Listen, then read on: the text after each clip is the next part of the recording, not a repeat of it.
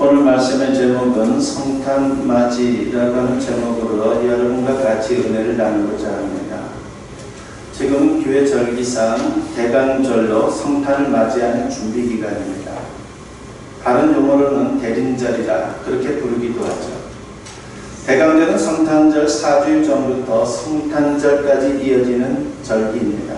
그러므로 대강절 기간 중에는 흐트러졌던 우리 신앙을 점검하고 더욱 새롭게 변화되려는 노력이 필요한 겁니다. 말씀과 기도로 성탄하신 예수님을 깊이 묵상하는 시간을 많이 가져야 합니다. 오늘 본문은 동방 박사들의 이야기입니다. 우리가 너무나 잘 아는 이야기죠. 그들은 동방에서부터 이스라엘 땅에 온 사람들입니다. 그러니까 유대인들이 아닙니다. 다른 나라, 다른 민족의 사람들인 것이죠.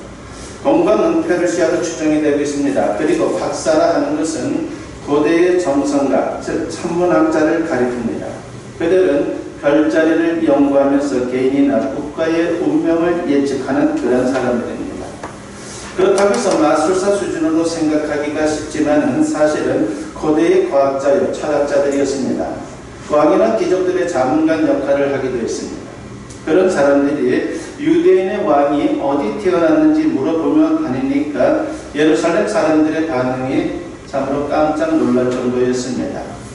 오늘 본문 3절에 보니까 헤롯 왕과 온 예루살렘이 듣고 소동한지라고 했습니다. 소동했다는 말은 술렁이고 당황했다는 것이죠. 왜 그랬습니까? 헤롯은 그 당시 이스라엘이 로마의 식민지였는데 로마 정부에 잘 보여서 괴뢰 정부의 수반 자리를 차지하고 있는 그런 인물입니다. 그는 다윗 왕가의 후손도 아니고 에돔 족속의 후예로 정통성도 없다 보니까 혹시 정적이라도 나타나서 정권이 흔들릴까봐 경계를 했던 것입니다. 그리고 일반 백성들은 혹시 정전이라도 일어나서 삶이 더 어려워지지는 않을까라고 하는 그런 두려움이 있었습니다. 그때 헤롯 왕이 어떻게 반응합니까? 대제사장들과 서기관들을 불러 모아놓고 자문을 구하게 되죠. 본문 4절 말씀에 보니까 그리스도가 어디서 나겠느냐 라고 그렇게 묻습니다. 그러자 그들이 이렇게 답변을 합니다. 본문 5절과 6절에 보면 이르되 유대 베들레헴 이오니 이는 선지자로 이렇게 기록된 바 또 유대 땅 베들레헴아 너는 유대 거울 중에서 가장 작지 아니하도다. 네게서 한 다스리는 자가 나와서 내 백성 이스라엘의 목자가 되리라 하였음이니이다 라고 했습니다. 그들은 구약 미가서 5장 2절의 말씀을 인용하면서 그리스도의 탄생지는 베들레헴이라고 알려줍니다. 그런데 그것으로 그만이었죠. 더 이상 아무런 관심도 보이지 않고 정말 그리스도가 탄생했는지 확인하려고도 하지 않았습니다. 그러니까 지식적으로만 말씀을 알고 있었던 사람들입니다.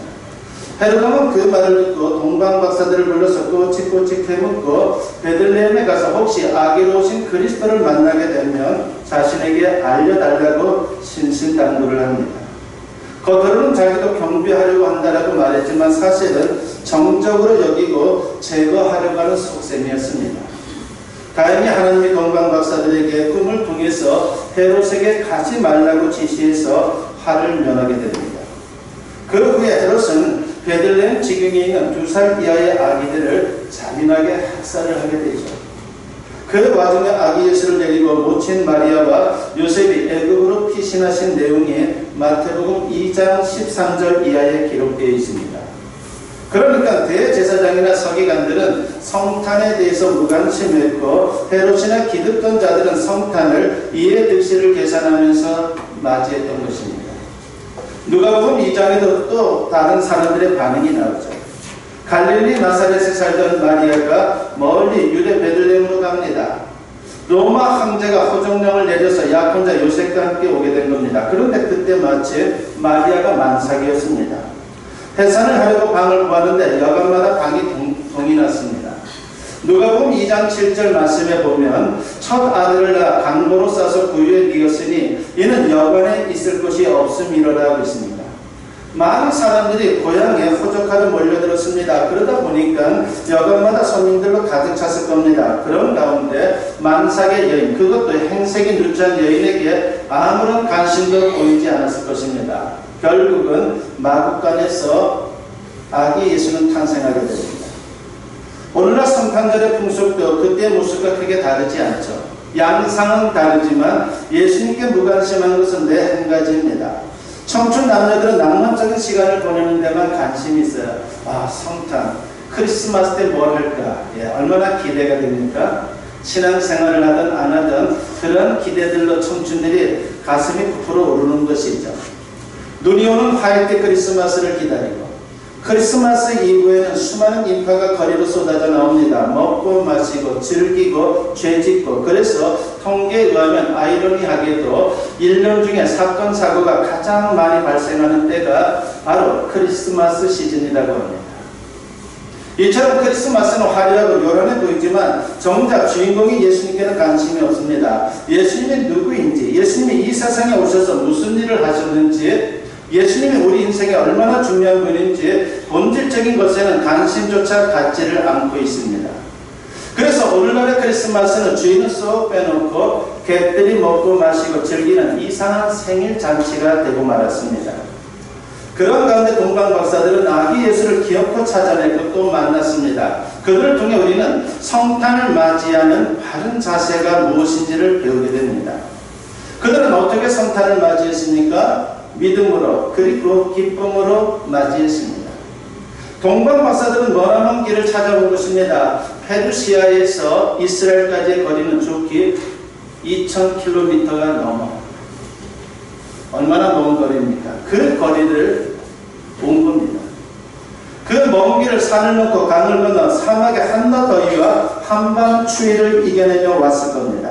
그 모든 게 가능했던 것은 그들 마음에 믿음이 있었기 때문이죠. 믿음이 없다면 그렇게까지 하지는 못했을 것입니다. 그들이 별을 보고 따라가다가 이스라엘 땅에 닿아와서 그만 놓치고 맙니다. 그리스도가 유대인의 왕으로 오니까 그래 수도에서 탄생하겠지 하고 예루살렘으로 갑니다. 그런데 오히려 그곳에서 길을 잃었습니다. 그래서 여기저기 수소문을 하게 되죠. 그러면 그들은 어떻게 그리스도의 탄생을 알았던 것입니까? 추측이지만 바벨론에 포로로 끌려갔던 유대인들을 통해서 구약 성경의 예언을 일부 알게 되었을 것이다 라고 그렇게 보고 있습니다. 그 중에 이스라엘에서 한 별, 즉 야곱의 별이 나타난다면 민수기 24장 17절 말씀을 듣지 않았을까 그렇게 생각해 봅니다. 거기에 보면 한 별이 야곱에게서 나오며 한 규가 이스라엘에게서 일어나서 라고 하는 말씀이 있죠. 그러던 어느 날 그들은 하늘을 바라보다가 이상한 별 하나를 보게 됩니다. 유난히 밝게 빛나는 별이었습니다. 그들은 그 별이 그리스도의 탄생을 알리는 것임을 확신하고 먼 길을 떠나기로 작정합니다. 별을 보니까 가만히 있는 게 아니라 움직이는 겁니다. 뭔가 저걸 따라가면 참으로 성경에서 보았던 그 메시아가 태어나는 곳으로 인도할 거다라고 하는 그런 생각이 들었던 것이죠. 그래서 그들은 별이 움직이는 대로 따라가고 마침내 이스라엘에 도착한 것입니다. 놀라운 믿음인 것이죠. 그들은 성경의 예언에 기초한 믿음으로 성탄을 맞이했습니다. 동방 박사들이 별을 놓쳤다가 그리스도의 탄생지가 베들레헴이라는 말을 전해 듣고 그곳으로 향합니다. 그러다가 다시 별을 찾게 됩니다. 그때 그들이 얼마나 기뻤는지 본문 10절을 보면 이런 말씀이 나오죠. 그들이 별을 보고 매우 크게 기뻐하고 기뻐하더라고 했습니다. 너무 기뻐했다는 겁니다. 그렇습니다. 성탄은 우리에게 큰 기쁨을 주는 대사건인 것입니다. 누가복음 2장 10절을 보면 베들레헴 지경의 목자들에게 천사가 나타나서 성탄의 소식을 전해준 사건이 기록되어 있는데 거기도 큰 기쁨이란 말이 나오죠. 그러므로 우리도 성탄을 기쁨으로 맞이해야 합니다. 너무나도 의미 있는 날인 것이죠. 참으로 우리의 구원과 우리에게 소망을 주는 그런 뜻깊은 날이기 때문입니다. 그러면 구체적으로 동방 박사들은 어떤 기쁨으로 성탄을 맞이한 것입니까? 첫째는 구원의 기쁨으로 성탄을 맞이한 겁니다. 흔히 어린이들은 성탄절을 선물 받는 날로 생각해요. 저도 외손녀들이 있는데 지금 기다리고 있을 거예요. 성탄절이 되면 선물을 할아버지 할머니가 줄 거다.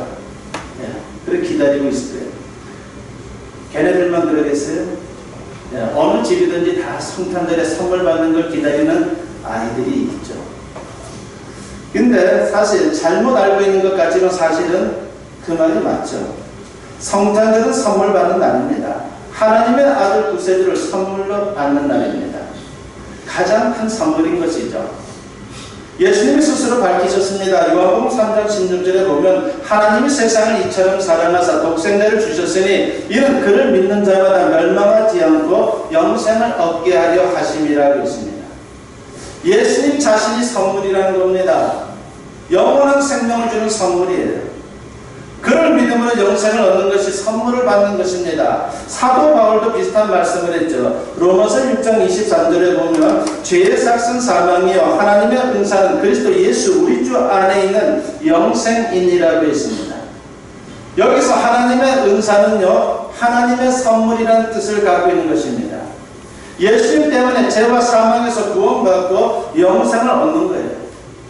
예수님이 인간으로 오신 목적은 대속물이 되기 위해서 인간의 몸을 입고 이 땅에 오신 겁니다. 인간의 죄를 대속하려면 인간과 똑같아져야 합니다. 그러면서도 죄는 없어야 합니다. 그래서 남자와 여자 사이에서 탄생하지 않고 동정녀의 몸을 빌려 성령으로 잉태되신 것입니다. 그러니까 성탄은 십자가와 연결되어 있다라고 하는 것을 알 수가 있는 겁니다. 성탄 없이는 십자가 대속이 불가능합니다. 십자가 없는 성탄은 무의미합니다. 인간의 죄와 사망에서 구원받는 기쁨이 얼마나 큰지 모릅니다. 세상에서 그 어떤 것을 성취하고 소유하는 것보다 그 어떤 것을 경험하는 것보다 더 큰 기쁨인 것입니다. 요한복음 4장을 보게 되면요 사마리아 여인이 등장하죠. 이 사마리아 여인이 예수님을 만남으로 구원받은 사건이 거기에 잘 기록되어 있습니다. 그녀는 어떤 여인입니까?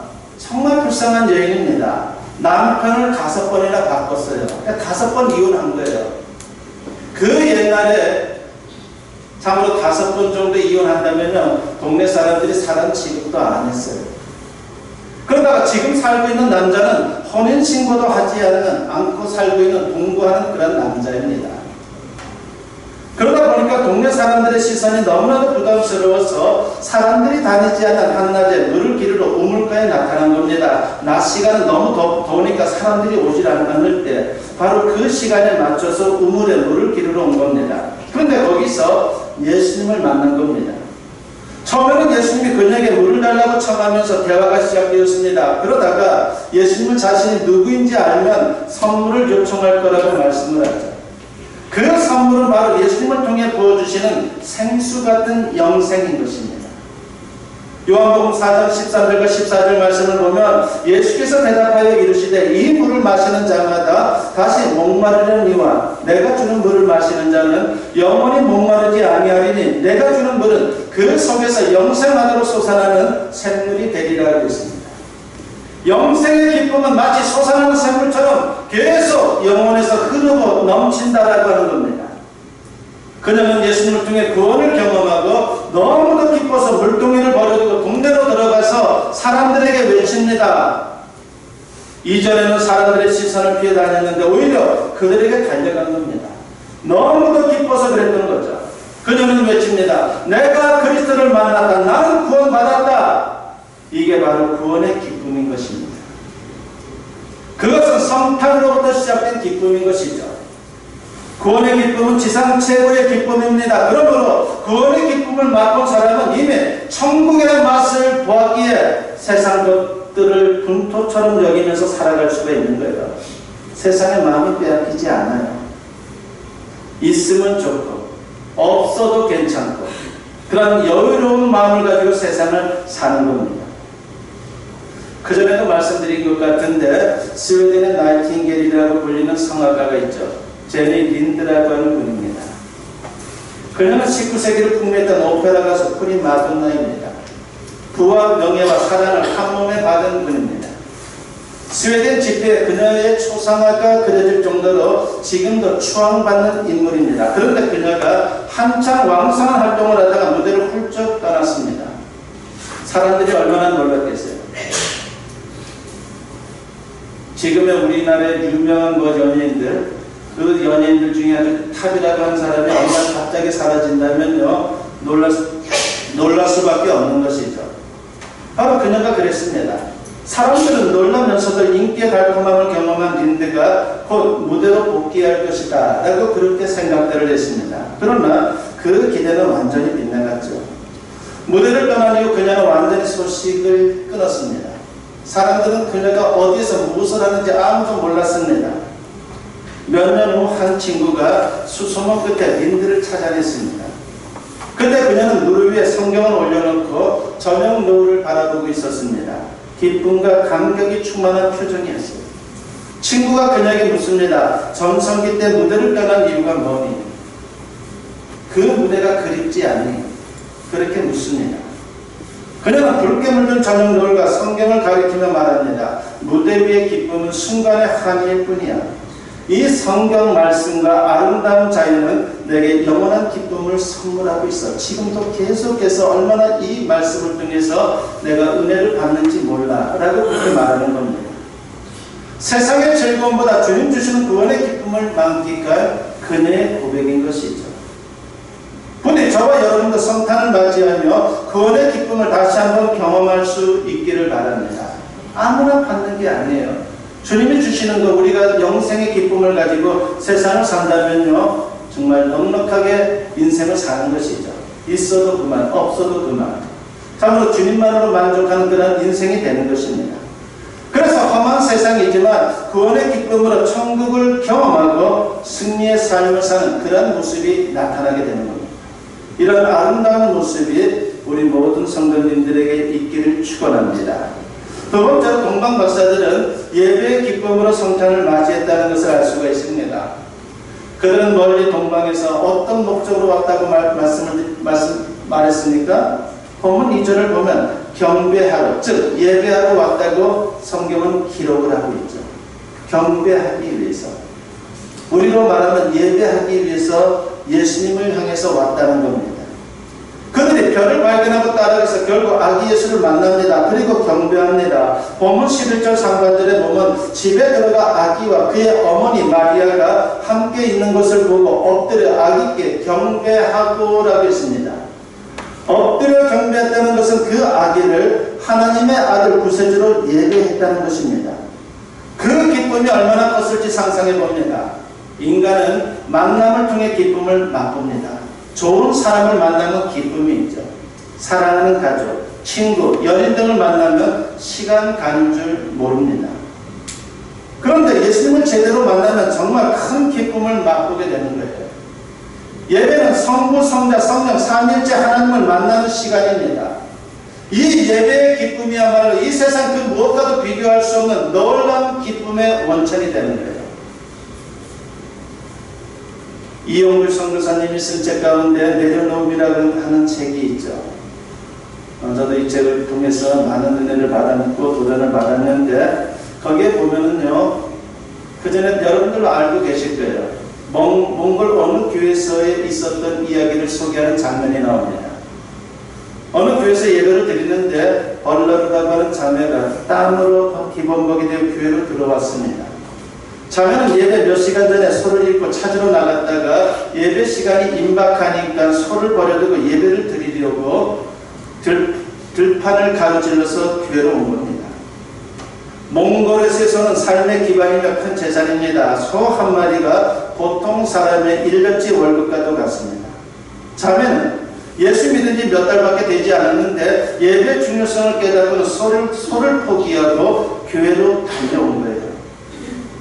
그런데 놀라운 사실은 예배를 마치자마자 예배당 밖에서 소 울음소리가 들려오는 겁니다. 잃었던 소가 예배당으로 찾아왔어요. 날 잡아가라고 찾아온 겁니다. 알아서 말입니다. 소를 잃었을 때 소를 찾는 기쁨을 포기하고 예배의 기쁨을 선택했는데 하나님은 예배의 기쁨과 소를 찾는 기쁨을 모두 얻게 하신 겁니다. 그래서 우리가 예배를 가장 소중히 여겨야 될 이유가 여기에 있는 거예요. 예배를 우선시하고 예배의 기쁨을 내가 먼저 중요하게 여기면 다른 모든 것은 주님이 다 해결해 주는 겁니다.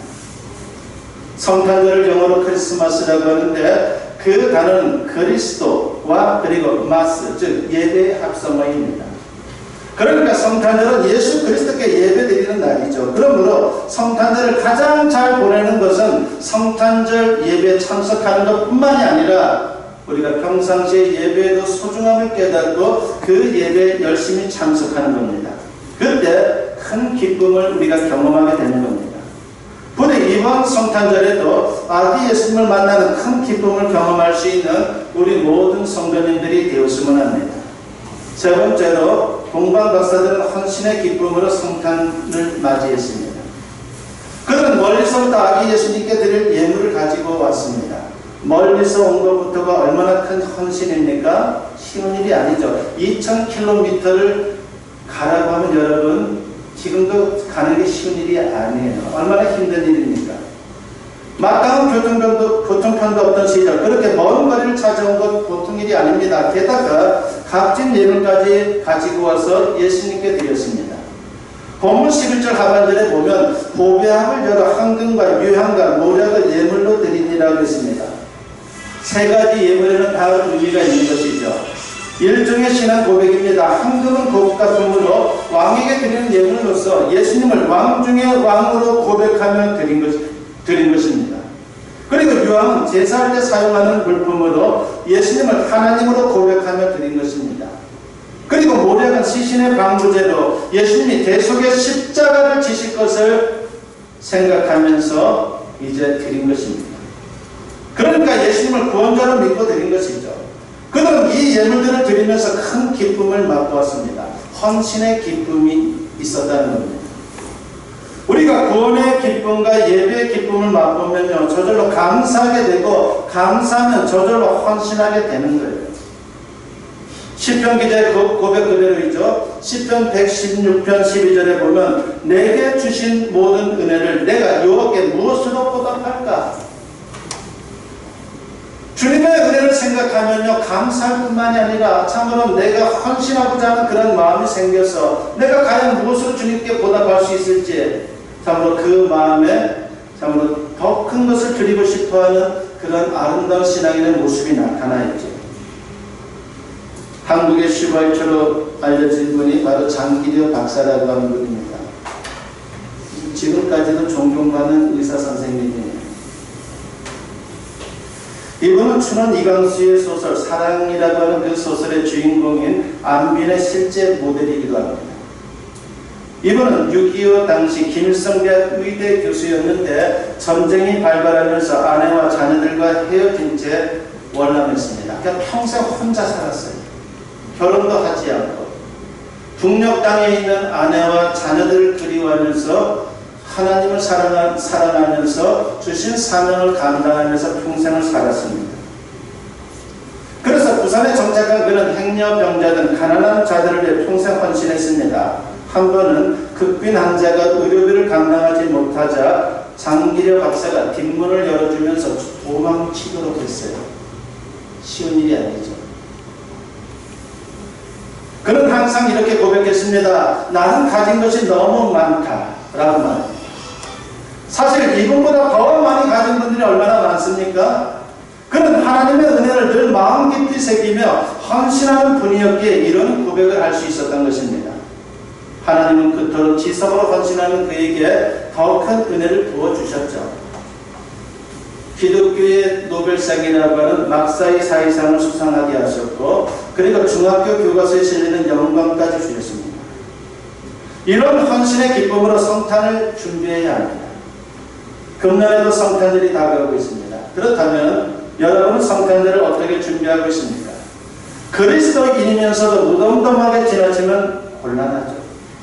부디 동방박사들처럼 믿음으로 아기 예수님을 영접하고 구원의 기쁨, 예배의 기쁨, 그리고 헌신의 기쁨으로 성탄절을 맞이할 수 있는 저와 여러분 모두 될 수 있기를 주님의 이름으로 간절히 축원합니다.